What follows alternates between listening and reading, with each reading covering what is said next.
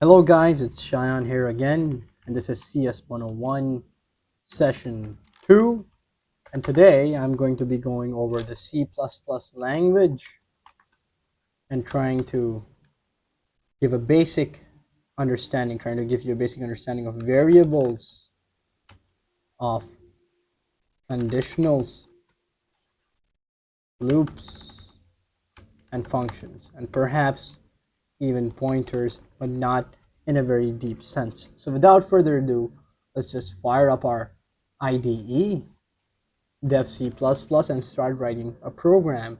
Now, before we begin, why don't I go over what an IDE is real quick. So IDE stands for Integrated Environment the Development Environment. So Integrated Development Environment, IDE.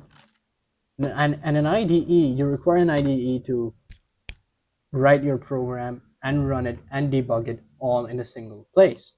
So you can write your program here, you can debug it. Now what does debugging mean? And you can compile and you can run it all in a single space. So writing your program, I could write my program on a notepad file too, but then how would I debug it?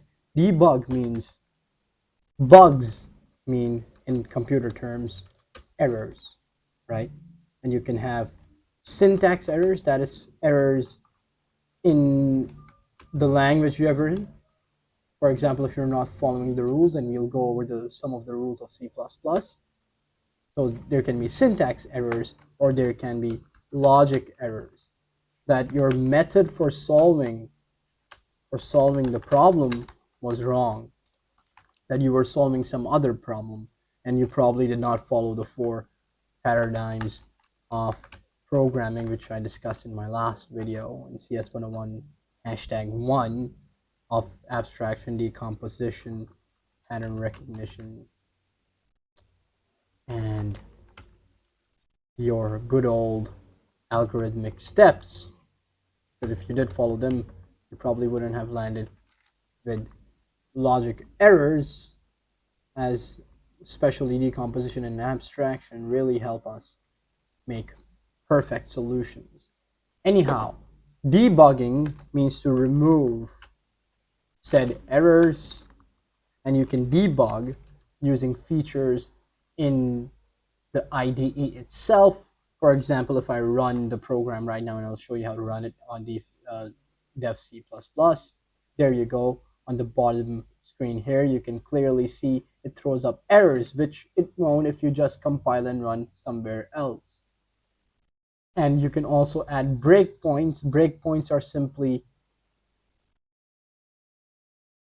commands you give to the compiler, which tells it to only run code from line over here 2 to 4. It won't run the code after 4 or before 2. And that can be really helpful for debugging our program as well. That is removing errors. Compiling is when we convert our file, our code, into the computer's language, because computers really understand nothing but commands of ones and zeros, which means something in dictionary, sure, but are unintelligible, and also it's quite hard to pronounce the word unintelligible. Anyhow, compiling, is converting our written code in a specific language into assembly code or binary code. I highlighted the R because it means something in C++, or binary code. So let's go over how we start our program in C++. So first you have to include this library. Now a library is exactly what you would expect, a collection of books. Alright, but what's different in programming? So a library in programming is a set or a collection of methods. Now, what are methods? Methods are predefined, in this case, predefined functions and processes that the creators of C++ have set beforehand. And here it's best if we use the good old abstraction and forget, or ignore rather, the unnecessary details. I hope my keystrokes aren't that loud.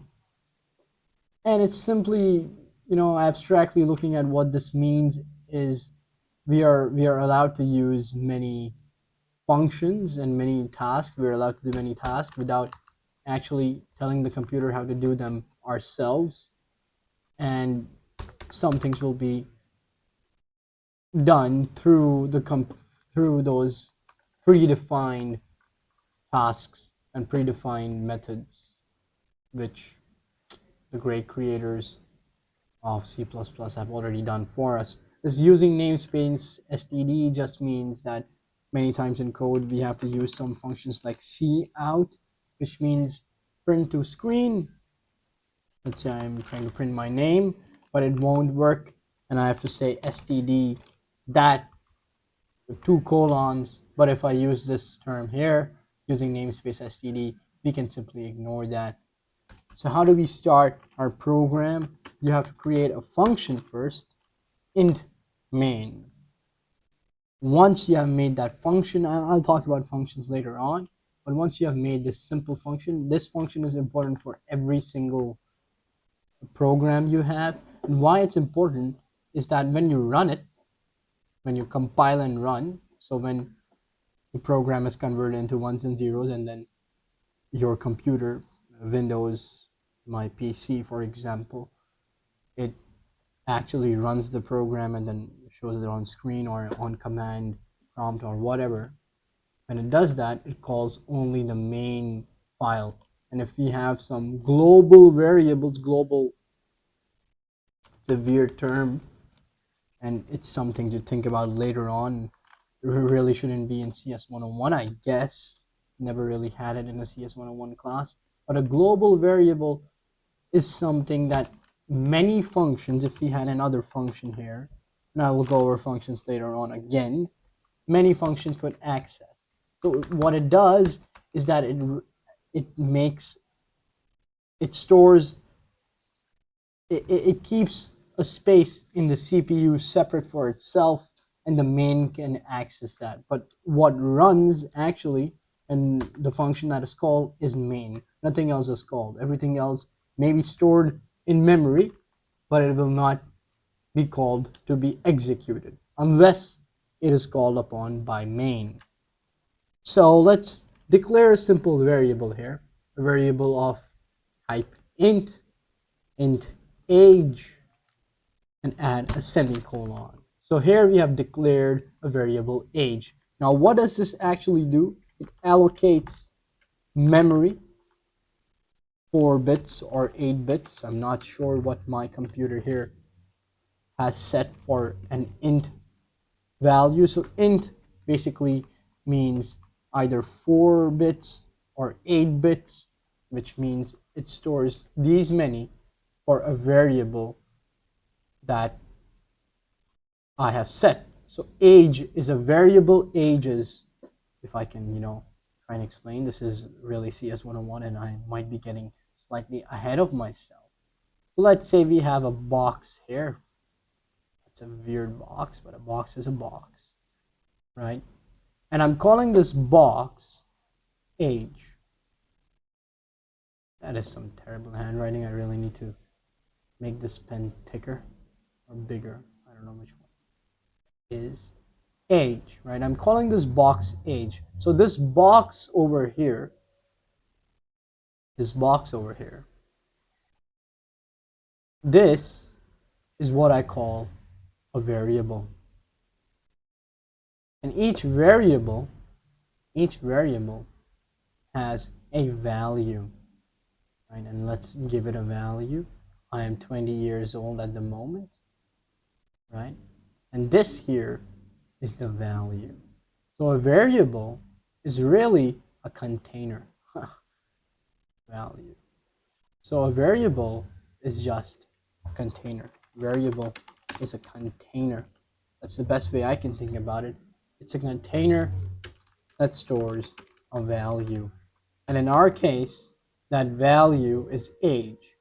In terms of looking at it from the perspective of a computer, what happens is that 4 bits of memory or whatever, and I'll show that how to print how much memory is actually being stored for this age variable, that much memory is allocated. So a space in our CPU or in our RAM, I'm actually not sure what specific hardware device our memory is stored on, but whatever it is stored on that a chunk of memory is associated now with the age variable. And actually, I cannot declare that variable again. That should give me an error. There we go. Because age already has memory associated with it. I cannot provide another memory. Uh, I cannot provide another age variable again. But that actually leads us to a different concept as well that I will not go into right now. But let's say at the moment, you know that I haven't, given age any value. It's an empty box at the moment. There's nothing in the box really. There really is nothing in the box at the moment.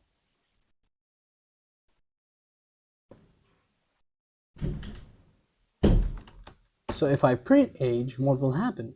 I'm actually not sure. Let's just try that.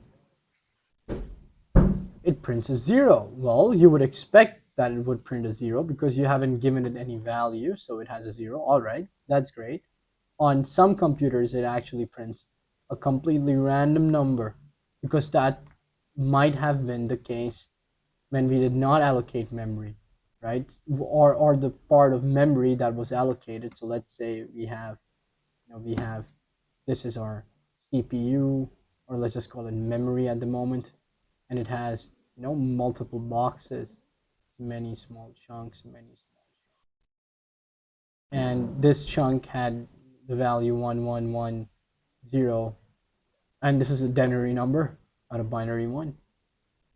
It had that number in, right? It had that number in, but it wasn't allocated any variable name. And then I gave it a name age, right? I allocated this part of memory, this chunk of memory, to age. It wouldn't have made that number 0. It would have kept that number on some computers, but mine is very smart, just like me, so it changed it to 0. All right, Cheyenne, I understand. I'm, trying to act like I'm the viewer. That feels kind of awkward, but if I didn't point it out, it wouldn't have been. Anyhow, I hope you have understood what a variable is, and when we write int age, we are basically allocating memory for that variable. A variable is a container. Variable is a container that stores value. All right, fair enough. So how do we change the value of a container? Simply, you write the name of that variable equals your number or whatever. Yeah, well, number in this case, integer in this case, actually. A 0.1 would not work, but I'll show you that in a second. You set that number equals 10, and now what happens is, if I cancel that for a second, voila, 0, 10. Now you might say, wait a second, why is 10 in the same line? Well, that is because whenever you output anything on the screen in C++, it doesn't enter a new line. You have to write end L, end L literally meaning end line, and then it will move on to the next line. And you can see here, boom, that is exactly what happens. Now let's say that, hey, I'm not 10 years old, I'm 20 years old. All right, but I'm not just 20, I'm 20.3, 20 and 3 months, or convert 12 into 10, whatever, 20.3 months. What happens now? I said age is an integer. and 20.3 is not an integer. Let's see what happens. It prints 20. All right, interesting. What happened to the 0.3? Hey, maybe it rounded it down. All right, let's try 20.9. Oh, it's 20 again, so it's not rounding it, it's just chopping it off. All right, interesting. So when I write integer age, it only sets age as an integer and not as a float. We call a decimal number float. All right, so let me just set age as a float. Oh, that can't be done because age has already been set as an int. I cannot use the same name. All right, that's fair. Let's just name it float age d or f age. Oh my god. Okay, dec age, decimal age. All right, and now we set our age to 20.9 of this new variable here, and we print dec age. So dec age should print 20.9. That is exactly what it does. We have other data types as well. So int is a data type, right? So we have got data types. Data types simply means types of data. So you have integer, you have floats, you have strings, and that is really all you need. You also have arrays, but arrays are a data structure and not a data type, so I will not go into that. You have pointers as well, which are usually a pain, but I will go over those in just a second. Now, one more thing that we talked about here was memory allocates 4 bits. All right. But let's see what it really allocates. So if I write size of, which is a function defined in IOStream, or is a built-in function, you can simply say, when I output size of dec age, that actually prints the size, as in the size of memory chunk of age, really, because I want to find out int.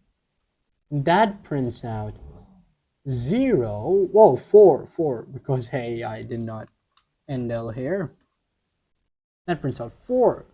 4, I realize it's actually 4 bytes and not 4 bits. But hey, wait a second. Why don't we search it online? Why don't we search that online? And this is also actually a very important tool, the internet. I have learned 90%, if not everything, that I have and that I'm telling you from the internet.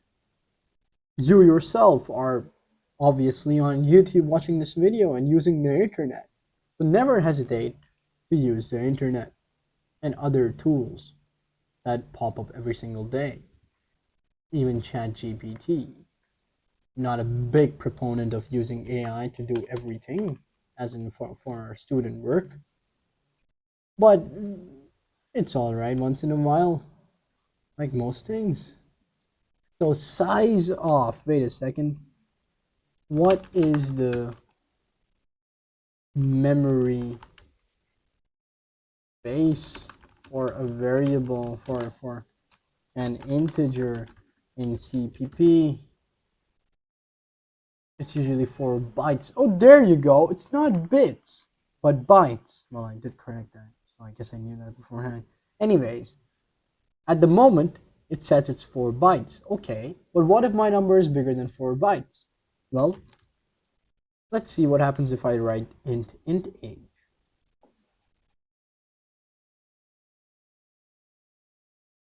Age was not declared in the scope. What? That shouldn't happen. Double int age? Why is that happening? Wait a second, there seems to be some sort of an error here. Let me search it up again. This is all going perfectly according to plan. Increasing of an integer in C++.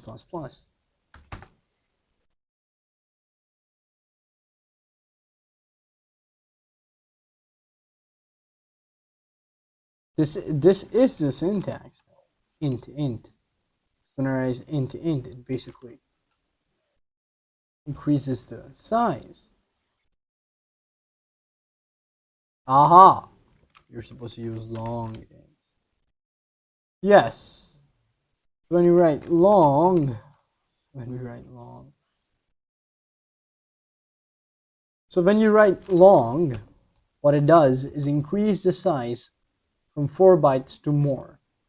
For some reason, when I write long once, it keeps the size the same, but when I write long twice, it increases the size by 4. And if I write long and other times, it will probably become, well, long, if you can see what's written down here. Long is too long for GCC. GCC is the compiler, so basically it can't handle very long numbers. Moving on.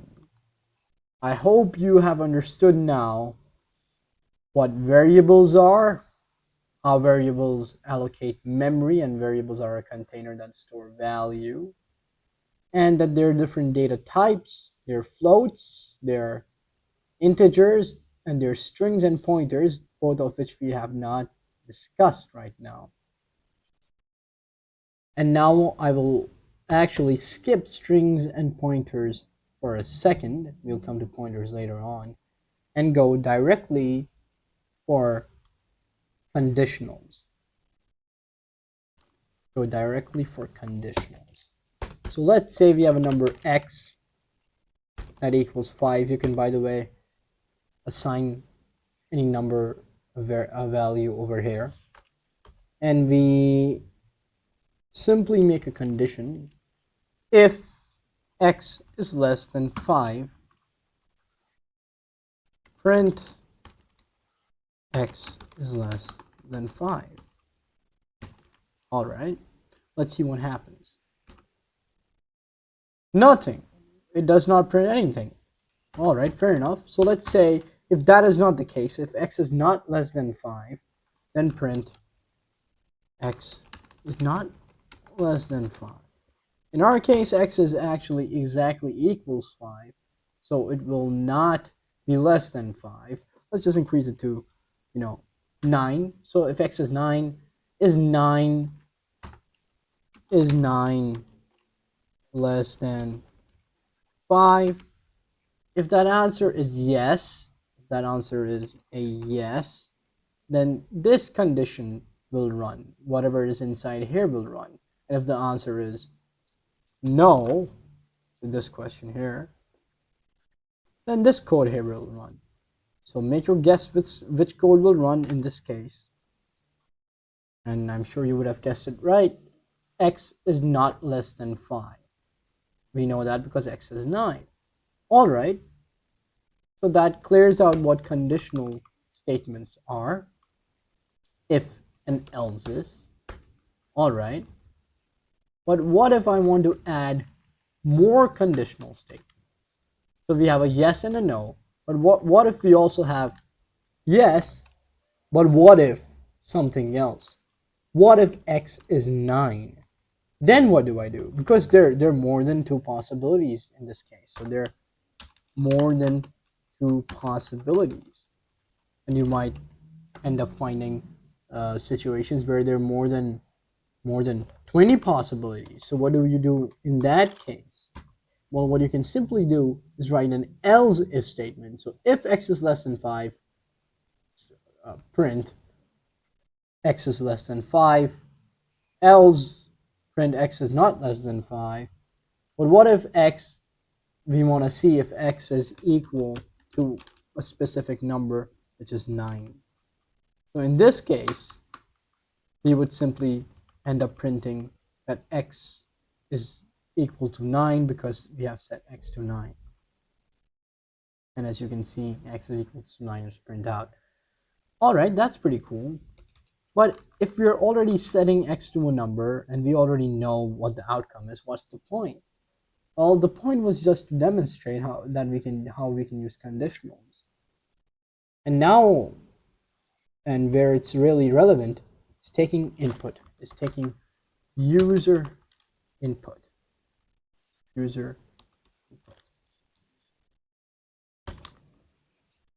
To take user input, you type in cin, right? You can sub that for computer input. Add in these arrows here, which are greater than signs, and then write the name of your variable. Oops, I deleted the variable, so you have to make sure you have a variable to store this input in.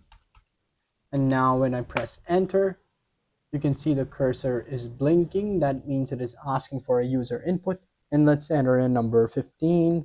15, x is not less than 5, because the first condition wasn't met, the second wasn't met, and therefore whatever else is left is met, and x is not less than 5 is print out.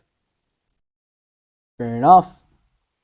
Let's say the user enters another number, and this screen, ideally only the user will be seeing the .exe opening and not that is and not the code, so the user won't be seeing the code. The user will just be seeing this interface here. Let's enter a new number, 14. X is not less than 5 again. Well, that was expected. Let's enter 9 now, and there we go. X is equals to 9.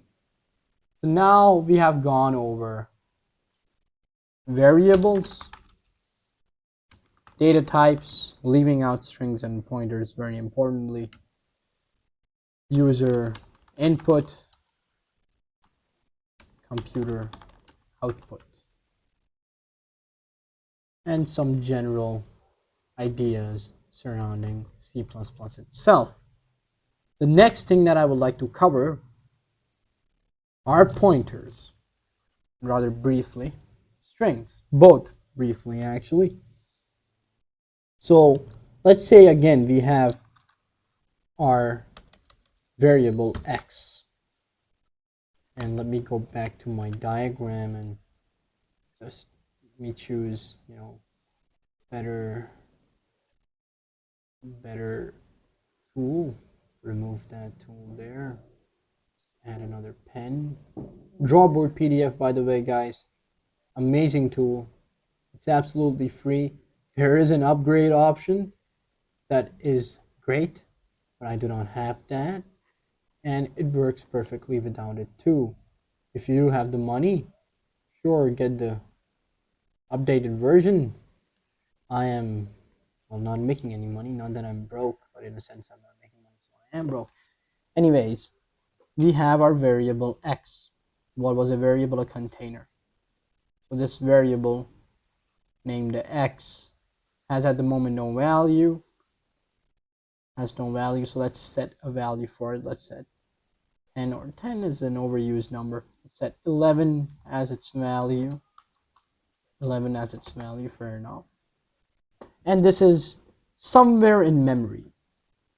But what a unique part of memory is that each space in memory, and this is, remember, 4 bytes, right? 4 bytes. Each space in memory has a unique, let me write that in proper text, unique address. Has a unique address. So a variable has a name, or an identifier as we call it, and a value. But it also has a unique address. A unique address. So let's say it has an address, of, in binary, 00100111. That's a terrible one. That's a terrible 12111. Right? This is its value, this address value. Now, where do we store this address value? What can we store this address value in? And that's where pointers come in. So if I write int star means it's a pointer to an integer. P, you can name it anything you want. We have created a pointer. And in this pointer, we store the address of x. This and means address of. Let me type that in. And means address of. And now the address of X is stored into P. Let's print out, voice crack there. Let's print out the address of P, or what P is storing, which will be the address of X. And sure enough, it prints a gibberish number, which is in hexadecimal, I believe. Yeah, that looks like hex. That's maybe something else. Anyhow, it prints the address of X. Prints address of X. And why I keep saying prints is because Python is my favorite language, not CPP. So it prints the address of X. All right, interesting. So now we have the variable X and the address of X. Interesting. What use might pointers have? Honestly, no use at all for the programs that we're going to be making in this video, but they're very relevant later on, especially when you have to understand the concept, and when you do understand the concept of stacks versus heaps, and when you learn that higher level languages, which C++ is not a very high level language, but Python is, they take care of pointers and all of that stuff on their own. Like, the language just does it for us. That's why it's higher level of abstraction. We don't need to care about the details that much, but controlling pointers helps us really delve deeper into the hardware and access the CPU in a more organic way than let the computer do it for us. But really, pointers aren't that relevant at the moment. But just to show you another concept is that if I and after this we're going to be done with pointers. If I write star p, right, then it prints the value at p, which is the value stored in X. So what it does is it goes to p, this here is p, and it prints the value that p is attached to, that p is pointing to, prints that value. We call this dereferencing, because we have created a reference. P is a reference to X, and we are dereferencing, that is, we are outputting what is in X, and this will print 11. Let me just add an end line. This will print 11. There we go. So that is all about pointers. You may have assignments to do that require pointers to go through arrays and whatnot, but really pointers are not that important at the moment. Next up are strings, and you simply write string, anything like your name. There you have a name, and you can, write your name there. So it's a string of characters. You can also have char, which will store a single character. Char would store a single character with single quotation marks. That's very important. The difference between a char and a string and a character is simply that a character can store only one letter, while a string can store many. So I have this string, Cheyenne, and for some reason, I want to print every single letter of the word Cheyenne. So here we bring in something called a loop. Now, what a loop does is it iterates over something. Iteration is basically going over in a stepwise fashion. So in this case, I'm going to write a for loop. By the way, there are 3 types of loops in C++, and in general, there are 3 types of loops. I'm writing loops again. A for loop, a while loop, and a repeat until loop. However, in C++, you can really just write a for loop, change a few things, and it works in the same fashion as a while loop or a repeat until loop. A while loop, I'll just give an overview, is when we have a condition.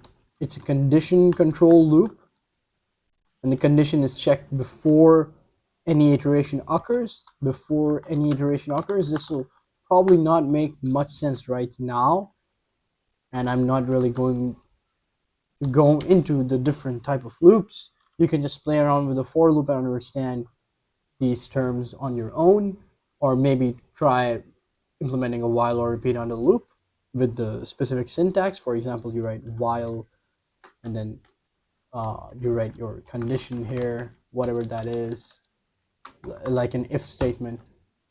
Anyways, repeat until. To finish the overview is condition controlled again. Should be controlled up there. But after one iteration. So the process is done once. And a for loop is what we call a count control, because we are counting over, and you'll see what I mean. So in this case, let's try a simple for loop. For int I is 0, I is less than how many letters do we have in the word Cheyenne? I believe that's 7. So less than 7, and I plus plus. Now what does this mean? I'm starting I is an integer, it's a variable, right? Let me draw I here. Let me actually do two things. Write down the word Cheyenne, SHAYAAN,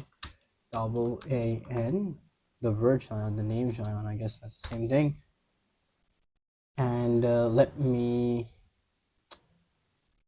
number these letters: 0, 1, 2, 3, 4, 5, and a 6, right? So this is Cheyenne, and S is the 0th letter,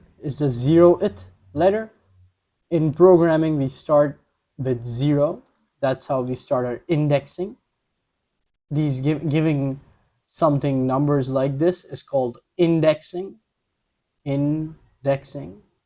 Like you have indexing in a book, in your textbooks, right? You start indexing with chapter 1, and then chapter 2, 3, 4, 5, so on and so forth. And you start with the number 1, page 1, and then page 2, and then 44 or whatever. In programming, and most languages, we always start with 0. We could here start with a 1, but name bracket 1 would not mean S, it would mean H, right? So we always start our indexing with 0. Now that that's clear, let me also make a box for I. I is nothing but it's an integer, and it's a variable. So I is initially 0, meaning I is pointing to S, right? And what do we do now? Well, we are going to print, cout is the print function, name bracket I. What is I initially? I is initially 0, right? In the first iteration, I is 0, and once this whole thing occurs, right, then it's going to go back in the beginning of the loop. So what a loop does is it starts at line 11, right? It executes line 12, and it looks at these brackets, and it's like, wait a second, let me go back to line number 11. It's a jump statement. If you study assembly, which I am studying right now, that would be actually very clear, because we literally write a jump statement. But this is really how a loop is working at the back end too. It starts at your first line, your line 11. It executes the code inside. It could be, multiple. There could be many things happening in the code, not just one process. Per iteration, per step, I mean. And then after executing the functions or whatever instructions there are happening, processes that are happening inside the loop, then the compiler would see this bracket and then jump back to the for loop line, right? So we will then make I I plus plus means I plus plus means I plus 1, that I becomes I plus 1, which would mean 0 plus 1, which means that I now points to 1. This is what I is pointing to. And then we're going to be printing H. So this would be name 1 in that case. And then we would be printing 2 and 3 and 4 and 5 and 6 and so on. And you might say, all right, we're jumping back. We're jumping back. But how many times do we jump back? Right? We keep jumping till I is less than 7. So as soon as I becomes 7, and you might see here, wait a second, there is nothing over here at 7. So as soon as I becomes 7, we stop going into our code. That is what happens. And let me run this real quick, and you will see that, well, you will actually see an error. Yeah, there we go. It printed Cheyenne. Now, think for a second, why did it print Cheyenne and not SHAYAAN? I hope you have your answer, because I do. I did not enter a new line. End L. End L. And now you will see that it printed all these letters separately. So that's pretty cool. Our loop is working perfectly. It's working 7 times. And if I also show you, what the I is at every step, what our number is. Let me also give a space in between so that we can clearly see. Boom. S is at 0, H is at 1, A is at 2, Y is at 3, 4, 5, 6, and nothing at 7 because it doesn't run up till 7. Apologies, that is my younger brother. So that simply there is your for loop. The last thing on our agenda, if I go back to it, are functions. We have gone over loops. Really, the for loop, which is in C++ so powerful. By adding a condition over here, you can sort of convert it into a while loop. And by adding break statements inside your code here, let's say if I equals 4, you break as in you don't go back to the loop. By doing that, you can convert it into a repeat until loop as well. There you go. It only runs to 4. It goes through all of these processes till I becomes 4. So the for loop is powerful enough in C++ that we don't really need to understand while loops and repeat until on their own. However, for some exam, you might need to know the syntax of while loops and repeat until loops. So it would be good to understand the syntax, but the syntax is really simple if you understand what a loop is and how while loops are condition, while and repeat until loops are condition controlled, conditional, you can say. Condition. Wow, my writing is amazing. Or conditional, right? While and your repeat until are conditional. It's just that one does the processes first and the other checks the condition first. But of course, you will need some example to understand that a little better. But in the exam, you will be getting a very specific scenario where you would understand why you need a while loop or why you need a repeat on the loop. Anyways, let me come back to functions, which is the last thing on our list. Let's say that this process, right, I don't just want to use for the name Cheyenne. I have many other names, right? Name 2. I have Danish. That is my dad's name. And name 3, I've got as Ansari, my surname. Let's say I want to do the same thing for these names as well, for Danish and Ansari. And what I could do is copy this code thrice, right? Copy this code thrice, and then instead of 7, I look at how many letters there are in Danish, and that is 1, 2, 3, 4, 5, 6, and then change it to 6, and over here make a change from 7 to, I guess that's a 6 again, and then instead of name 1, I write name 2, over here I write name 3, so on and so forth, and boom, there you have, I guess it's a little hard to tell, and then you have the whole thing. Or what you could do is make a singular function.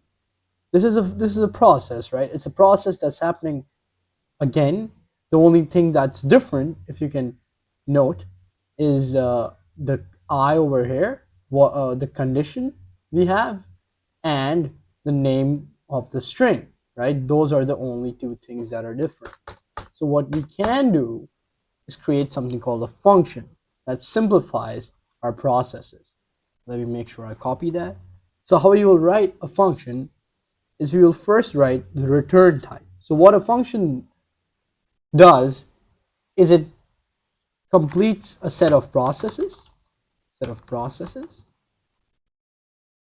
and it sometimes returns a changed number or string or a float. Well, a float is a number, I guess, or even an array, but we will not be going over an array just yet. So let me write a function. In this case, what are we doing? We're just printing out. Wait a second, we're just printing out, so we're not returning anything. Okay, so the keyword we'll use here is void. Void as in nothing. Void print, because that is what we're doing. Print. You can name this anything you want. I just named it print because I'm just printing, every single letter. You know what? I'll just write print e letter, or you know what?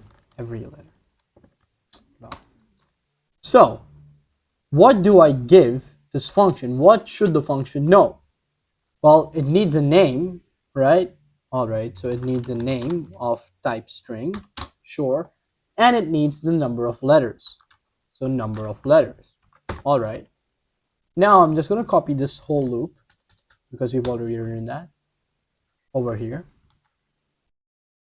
And name is the same thing that we're taking here. And instead of 7, I'm going to say no. No as a number. Now just look at what I'm going to do. Instead of writing this whole loop here, I'm simply going to write print every letter bracket name, which is Cheyenne in our case, comma 7, which is the number of letters. Let's see what happens. There we go. It completed this whole process of printing name Cheyenne. Now I'm gonna give a next line, skip a line, and do the same thing for name 2. Do the same thing for name 2. Now I'm gonna copy the whole loop again. I'm not rewriting the code that I've already written. I'm simply gonna say name 2. I'm gonna provide this function with name 2. And instead of 7, let's go for a 6. Danish has 6 letters, I believe. And there we go. We print in Danish. Let's do the same thing. Same thing for name 3. Name 3. Name 3. And it has 6 letters again. And there we go. Ansari printed as well. What is happening is that when I write print every letter, name 7, our compiler goes back, or when we're running, it goes back to this function here, and it says that instead of string name, we're really giving Cheyenne here. So we're getting Cheyenne here in quotation marks. It won't actually work if I just run it like this because that's not the syntax. But just imagine that our name here is now Cheyenne, and the number 7, instead of no, we have 7 here, so it's going to run till 7. So we have our name Cheyenne, right? Cheyenne bracket I, and the number we have is 7. That's basically what's happening. With name 2, instead of Cheyenne, you got Danish. And instead of no as 7, we got no as 6. That is basically what is happening. And that is the gist of functions. I'll just go over a little more syntax of functions to show you what else is possible. I'm creating a new function which will return the multiple of a number. I guess you can directly do that, but we're going to make a function for it. Multiple, or just multiply by 2. Double, let's just double a number. So this time we're doubling a number, so we need a number to double, and we're going to be returning the type int, and we're going to say return num times 2. Now if I call this, let me comment this whole thing out because I'm not using it anymore. Let's say we declare a number as a 50, and we call double 50. All right. Well, I missed a comma there. My bad. And I missed nothing there.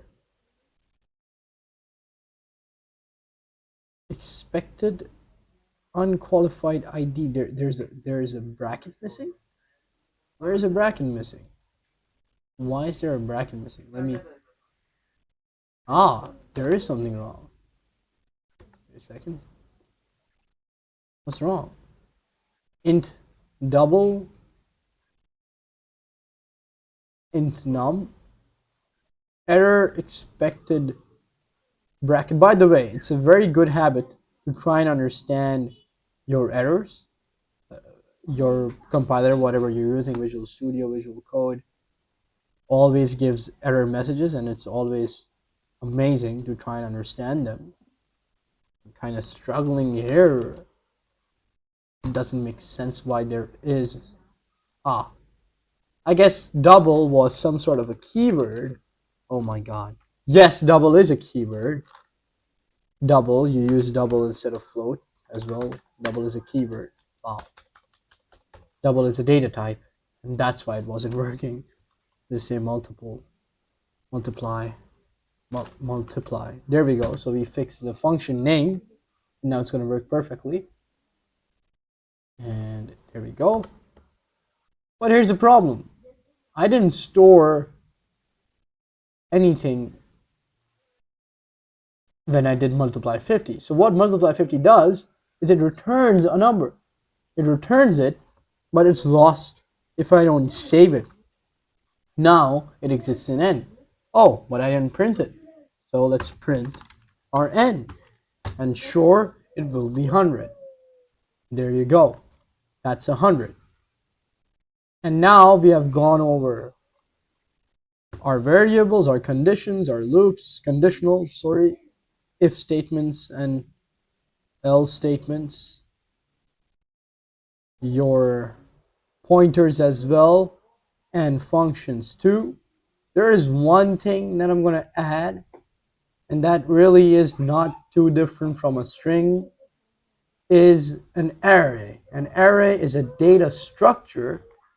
An array is a data structure. It's pretty much just like a string, but it is of many. It can be of many strings. It can be of integers. We're just going to make a simple array of integers. And actually, we're going to use this multiply function. And we're going to give. So this is how you declare an array. You write int array and these square brackets, and you write the size of the array. There you go. You have your array declared. If you want, you can give the array values here, 2, 5, 6, 8. That's 5 numbers, and that works too perfectly fine. Or what you can do is, access the array 0 equals 1, array 1 equals 20, and so on and so forth. But hey, we're doing the same process again and again. So instead of doing this, what we can simply do is write a for loop, right? Let's use things that we have learned. In 0, I is less than 5, I plus plus. Now let's take user input. We also learned that. Cin